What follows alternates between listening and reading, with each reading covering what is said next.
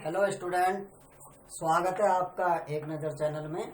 मैं अजय शास्त्री आज आपको विसर्ग संधि पढ़ाऊंगा।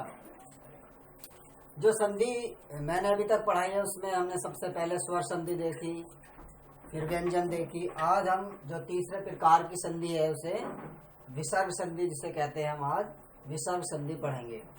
तो विसर्ग संधि का मतलब होता है कि जिसमें विसर्ग लगे हुए होते हैं। ठीक है, तो आज हम सबसे पहले विसर्ग संधि के नियमों को एक एक बारी बारी से विस्तार पूर्वक जानते हुए चलेंगे। मैं उम्मीद करता हूं कि आपके समझ में ये मैं आसानी से आ जाएगा या मैं अच्छे प्रकार से आपको समझा पाऊंगा। तो सबसे पहले विसर्ग संधि का जो नियम नंबर 1 है, विसर्ग संधि का जो नियम नंबर 1 है वो ये है कि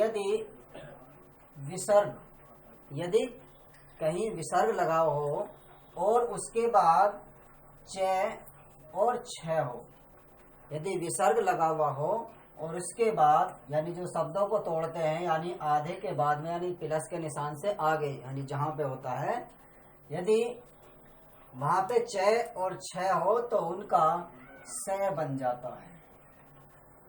ठीक है, नियम नंबर 1, यदि विसर्ग से बाद में च और छ हो तो विसर्ग का स बन जाता है।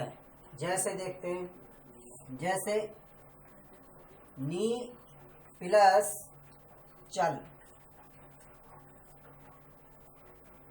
न है यानी नी के बाद में यानी छोटी की मात्रा नी के बाद में विसर्ग लगा हुआ है। यानी मैं यहीं से बता रहा था कि यदि विसर्ग, यहाँ पे हमें केवल ये देखना है विसर्ग से पहले क्या है और विसर्ग से बाद में क्या है। विसर्ग संधि का यही नियम कहता है कि हम केवल विसर्ग को देखें। ये सारे नियम जो विसर्ग संधि के होते हैं वो विसर्ग पर ही आधारित होते हैं।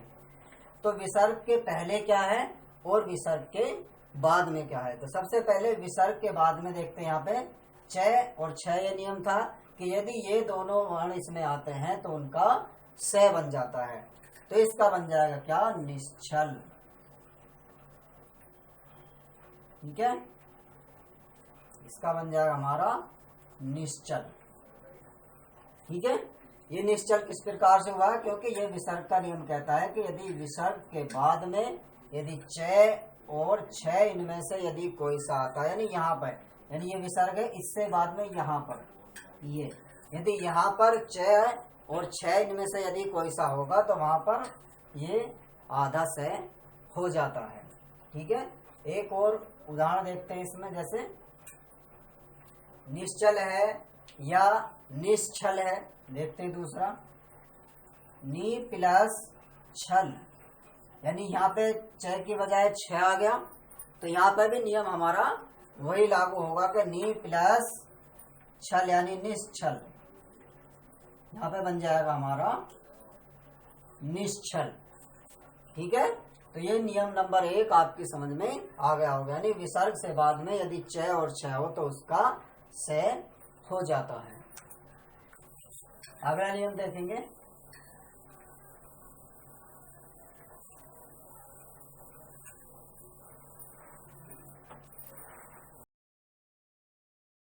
नियम नंबर 2, यदि विसर्ग के बाद में क, ख, ट, ठ, प और फ हो तो यदि विसर्ग के बाद में यानी यहाँ पे विसर्ग के आगे यदि विसर्ग से बाद में क, ख, ट, ठ, प और फ हो तो उनका स हो जाता है। ठीक है, यदि विसर्ग के बाद में क, ख, ट, फ हो तो विसर्ग का स हो जाता है। ठीक है, उदाहरण में देखेंगे, जैसे दो प्लस ट, दो प्लस ट, यानी जो विसर्ग होता है वो है की आवाज देता है, तो इसलिए हम दू ना कहकर दू ही बोलेंगे, इस तरीके से है की आवाज। तो विसर्ग के बाद में ट है। ठीक है, विसर्ग के बाद में हो जाएगा हमारा, यानी ये वाला से बन जाता है हमारा, तो ये बन जाएगा हमारा दुष्ट। ठीक है, विसर्ग का से यानी ये वाला से, विसर्ग का सॉरी इसमें ये वाला से यानी विसर्ग का से बन जाता है। दो प्लस टे यानी दुष्ट। ठीक है, दो प्लस टे यानी दुष्ट। दूसरा देखते हैं, जैसे नी प्लस ठुर, नी प्लस ठुर, तो इसका क्या बन जाएगा? निष्ठुर। क्या बन जाएगा इसका? निष्ठुर। ठीक है, ये दो नियम इसके थे कि यदि विसर्ग के बाद में कै, खे, टे, ठे, पे और फे हो तो उनका से बन जाता है, जैसे दुष्ट और निष्ठुर में बन गया है। तो अगला नियम देखते हैं, ये नियम नंबर 2 था। अगला नियम विसर्ग संधि का कौन सा है?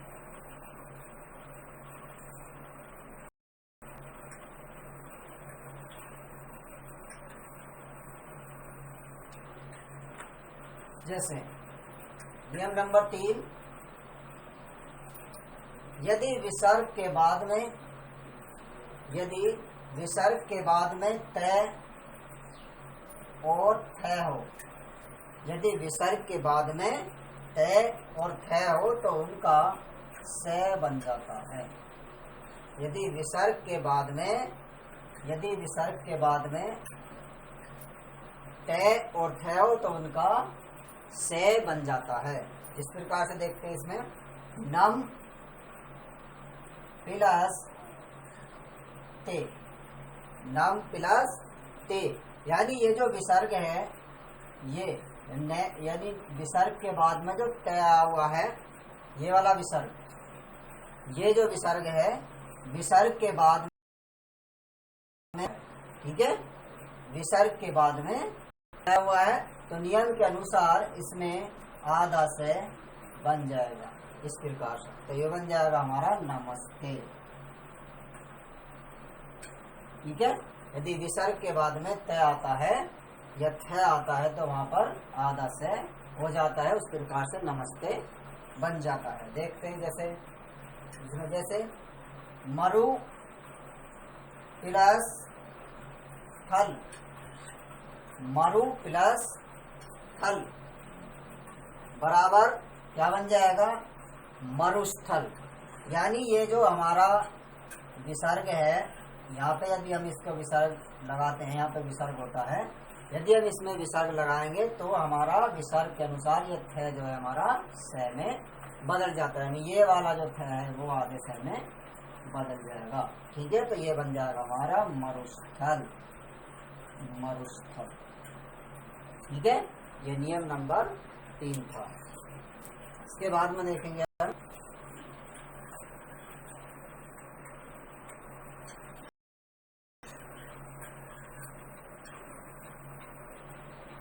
अगला नंबर, नियम नंबर 4। नियम नंबर 4 ये कहता है कि यदि विसर्ग के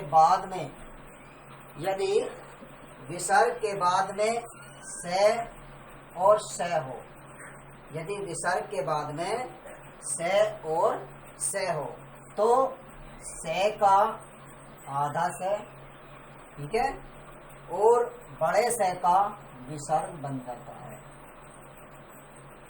ठीक है, यदि विसर्ग के बाद में से हो तो उसका विसर्ग ही बन जाता है। देखते हैं किस प्रकार से, जैसे से भी लिख सकते हैं, जिस प्रकार से नी प्लस शुल्क, नी प्लस शुल्क, नी प्लस शुल्क, तो ये क्या बन जाएगा? निःशुल्क, निःशुल्क। ठीक है, यानी जो विसर्ग जो है वो ऐसा का ऐसा ही, यानी से का जो है विसर्ग बन जाता है। यानी विसर्ग के बाद में यदि से है तो ये जो विसर्ग है वो ऐसा ही रहता है। ठीक है, तो विसर्ग के रूप में ही बन जाता है। यदि विसर्ग के बाद में स आया हुआ है तो वहां पर विसर्ग ही रहता है। एक और देखते हैं, जैसे दो प्लस साहस, दो प्लस साहस, ठीक है, दो प्लस साहस। अब दे के बाद में जो है हमारा स आ गया है। जब यदि दे के बाद विसर्ग, दे के आगे विसर्ग है, तो विसर्ग के बाद में यहाँ पर जो है स आया हुआ है। यदि विसर्ग के बाद में स आए तो उसका आधा से बन जाता है। जैसे दुस्साहस, दुस्साहस, ठीक है। यदि विसर्ग के बाद में से आए तो वो आधा से में बदल जाता है, ठीक है।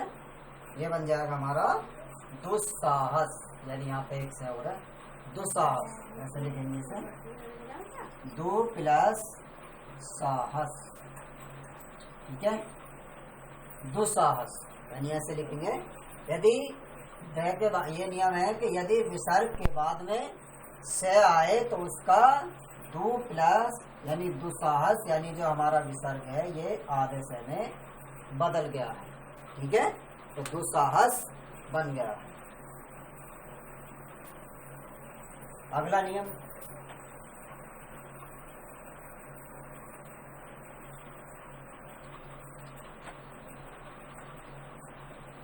अगला नियम है, यदि नियम नंबर 5,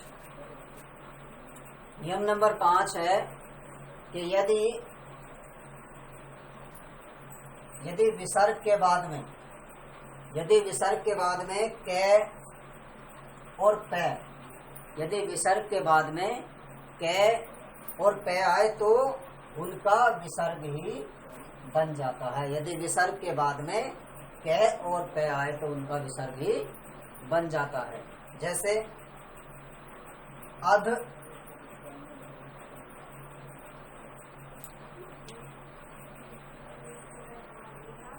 अध प्लस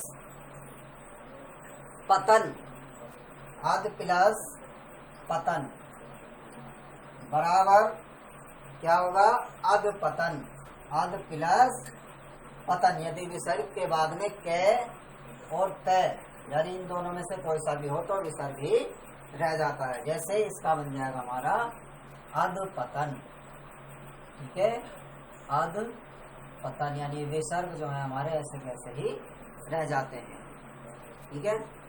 जैसे प्रातः काल, वो भी इसी में ही है।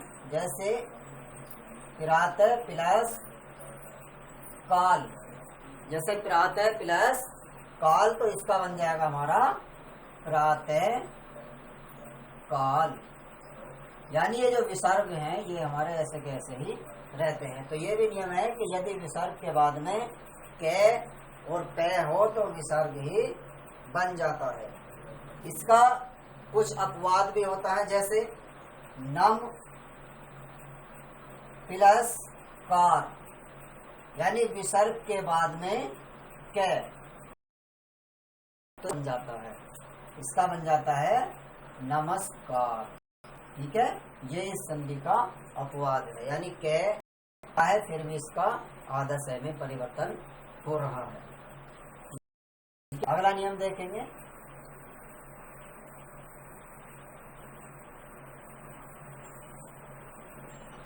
नियम नंबर 6, नियम नंबर 6, यदि विसर्ग के बाद में, यदि विसर्ग के बाद में तीसरे वर्ण, तीसरे वर्ग वाला वर्ण, चौथे वर्ग वाला वर्ण, पांचवें वर्ग वाला वर्ण, ये, वे, रे और ल ये हो और है हो तो विसर्ग का ओ बन जाता है, ठीक है। यदि विसर्ग के बाद में, यदि विसर्ग के बाद में तीसरे वर्ग वाले वर्ण, चौथे वर्ग वाले वर्ण, पांच वाले और यह है में से यदि कोई सा हो तो विसर्ग का ओ बन जाता है, ठीक है। देखेंगे उदाहरण से कि किस प्रकार से बन रहा है। जैसे मन मन प्लस रथ, मन प्लस रथ, यानी ये विसर्ग है और विसर्ग के बाद में क्या है, र। विसर्ग के बाद में क्या है, र है। तो विसर्ग के बाद में र है तो क्या बन गया, मन, यानी जो विसर्ग जो है ये ओ में परिवर्तित हो जाएगा। तो क्या बन जाएगा हमारा, मनोरथ, मनोरथ। ठीक है। तो ये ओ कहाँ से आया, ये ओ वहां से आया क्योंकि जो यहाँ पे ये विसर्ग था वो ओ में परिवर्तन हो गया है। ठीक है। यदि विसर्ग के बाद में तीसरे वर्ण वाला, चौथे वर्ग का, पांचवें वर्ग का य, व, र, ल है, इनमें से यदि कोई सा होता है तो विसर्ग का परिवर्तन ओ में हो जाता है। जैसे तप प्लस बल, तप प्लस बल, तप प्लस बल। अब यदि इसका परिवर्तन ओ में करें तो ये बन जाएगा हमारा तपोबल। क्या बन जाएगा, तपोबल। ठीक है। तो विसर्ग का परिवर्तन ओ में हो गया है। ठीक है। अब देखते हैं अगला नियम।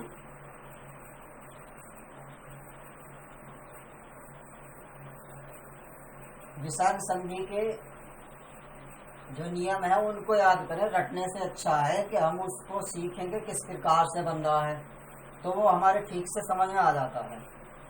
वरना बहुत सारी संधियां कहाँ तक हम याद करेंगे। सही तरीका यही है कि हम उसके नियमों को याद कर लें। अब देखते हैं नियम नंबर 7, यानी विसर्ग संधि का अगला नियम क्या कहता है कि यदि विसर्ग के बाद में आ, उ, बड़ा उ, तीसरा वर्ग, चौथा वर्ग, पांचवा वर्ग य, र, ल, व ये हो तो र बन जाता है। ठीक है। यदि विसर्ग के बाद में आ, उ, बड़ा उ और तीसरा वर्ग, चौथा वर्ग, पांचवा वर्ग य, र, ल, व ये हो तो हमारा र बन जाता है। अब देखते हैं कि नियम जो मैंने पिछला पढ़ा था उससे कुछ मिलता जुलता है। तो इसका एक नियम है कि यदि इधर ए और आ ये दोनों नहीं होने चाहिए। ठीक है। यदि ए और आ इधर नहीं है, यानी इधर की साइड, यानी विसर्ग से पहले नहीं है, तो यहाँ पे ये वाला नियम लागू होता है। यानी विसर्ग के बाद में ये वाले हैं आ, उ, तीसरा, चौथा, पांचवा ये लगा तो उसका र बन जाता है। जिस प्रकार से देखेंगे हम, नी प्लस धन, नी प्लस धन, तो इसका क्या बनेगा, निर्धन। क्या बनेगा, निर्धन। यानी विसर्ग जो है वो र में परिवर्तित हो जाता है। उसे किस प्रकार से लिखते हैं, यानी यहाँ पे जो विसर्ग से पहले है, विसर्ग से पहले न पे मात्रा लगी हुई है, विसर्ग से पहले जो मात्रा लगी हुई है उसमें ए या आ नहीं है बल्कि छोटी की मात्रा है यहाँ पर। ठीक है। तो विसर्ग से पहले जो है ए या आ नहीं है, इसलिए यहाँ पे ये वाला नियम है कि वहाँ पे र बन जाएगा, यानी ए और आ नहीं होने चाहिए। ठीक है। अगला नियम है, अगला वो देखते हैं उदाहरण एक और, जैसे आसी प्लस वाद, आसी प्लस वाद, यानी विसर्ग के बाद में क्या है, पहले देखेंगे शुरू में क्या है कि नियम ये वाला लग रहा है कि शुरू में क्या है, यानी बड़ी की मात्रा है, यानी ए और आ नहीं है। ठीक है। ए और आ नहीं है तो यहाँ पे क्या आएगा हमारा, ये बाद में विसर्ग नियम नंबर हो, ये हमारा जो नियम है वो इस पे लागू होगा कि विसर्ग से पहले और आ नहीं है। अब देखते हैं विसर्ग से बाद में क्या है, वह, तो विसर्ग के बाद में यदि वह है और ए आ पहले नहीं है तो वहां पर रहता है, तो इसका बन जाएगा आशीर्वाद। ठीक है। इसका क्या बन जाएगा, आशीर्वाद। ठीक है। ये नियम आपकी समझ में आ गया होगा, नहीं आया तो दोबारा भी आप इसे देखेंगे, बार बार देखें वीडियो को यदि समझ में ना आए। यदि समझ में नहीं आया है, कुछ कमी है तो कमेंट करें, क्यों नहीं आया समझ में, हम दोबारा से आपको और बेहतर तरीके से बताएंगे। यदि आपके कोई इसमें से नियम समझ में नहीं आता है तो दोबारा देखें वीडियो को, यदि कहीं कमी लगती है तो कमेंट करके बताएं। अब देखते हैं अगला नंबर, नियम नंबर 8। विसर्ग संधि का नियम नंबर 8 क्या है कि यदि विसर्ग के बाद में र है, यदि विसर्ग के बाद में र है तो उसका लोप का मतलब होता है यानी खत्म हो जाना, बिल्कुल गायब हो जाने एक तरीके से लोप जाना। यानी यदि विसर्ग के बाद में र है तो वो लोप, ठीक है, विसर्ग के बाद में लोप हो जाएगा। और जो इसमें जो स्वर लगा हुआ होगा, जो हमारा स्वर होगा वो दीर्घ हो जाता है, ठीक है। दीर्घ का मतलब बड़ा, यानी छोटी की मात्रा है वो बड़ी की में बदल जाएगी, ठीक है।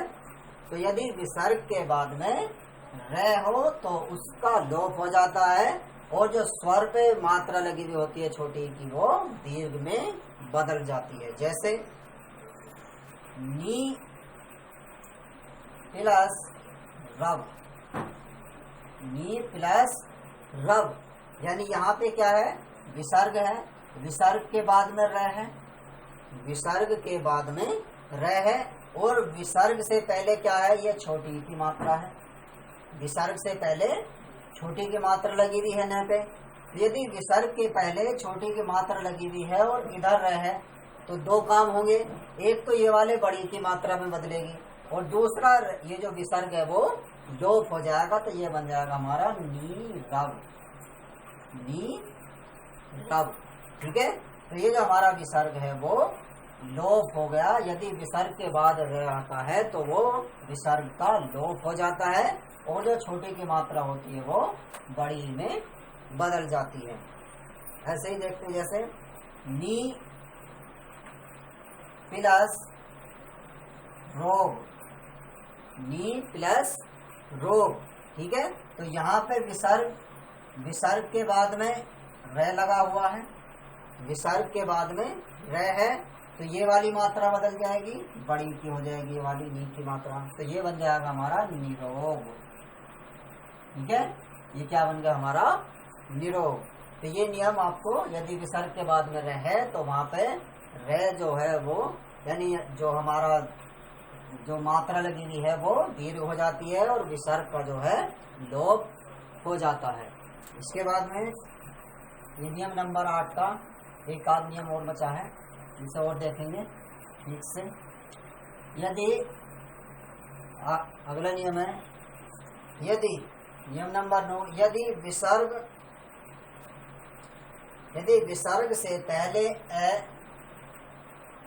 यदि विसर्ग से पहले और बाद में कोई अन्य स्वर है, बाद में कोई अन्य स्वर है, यदि विसर्ग से पहले है और विसर्ग के बाद में कोई अन्य स्वर है, अन्य स्वर का मतलब है यानी जैसा है तो इधर नहीं होना चाहिए, यानी इससे दूसरा स्वर हो, तो क्या होगा, तो विसर्ग का लोप हो जाता है, विसर्ग का लोप हो जाता है। लोप का मतलब समाप्त होना, यानी वो खत्म हो जाता है।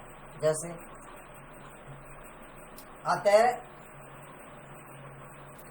अतः प्लस एव, अतः प्लस एव, यानी यहाँ पे क्या है, विसर्ग से पहले है, विसर्ग से पहले है। अब आप कह रहे हैं कि नहीं है तो तय है। अब तय में क्या है कि एक तो तय होता है वो स्वयं, और प्लस उसमें भी होता है। तो विसर्ग से पहले क्या है, इसमें है, तो यदि इसमें है विसर्ग से पहले और तुरंत विसर्ग के बाद में नहीं है, ये आई है, यदि विसर्ग से पहले है और विसर्ग के बाद में नहीं है, यानी यहाँ पे आई है, तो क्या होगा, विसर्ग का लोप हो जाता है। तो ये हमारा बन जाएगा अतएव, ठीक है, ये हमारा बन जाएगा अतएव, ठीक है। विसर्ग से पहले है और विसर्ग के बाद में नहीं, यानी यहाँ पे जैसा हो और वहां पे ऐसा, यदि अलग स्वर है तो वहां पर विसर्ग का लोप हो जाता है। यदि ये बार बार देखें। यदि आपको एक बार देखने में यदि समझ में नहीं आता है तो दोबारा से वीडियो देखें। यदि आपके कुछ कमी नज़र आती है तो सब देखें। तो चैनल को सब्सक्राइब करें और ज़्यादा से ज़्यादा शेयर करें। तो मिलेंगे फिर। जय हिंद, जय भारत।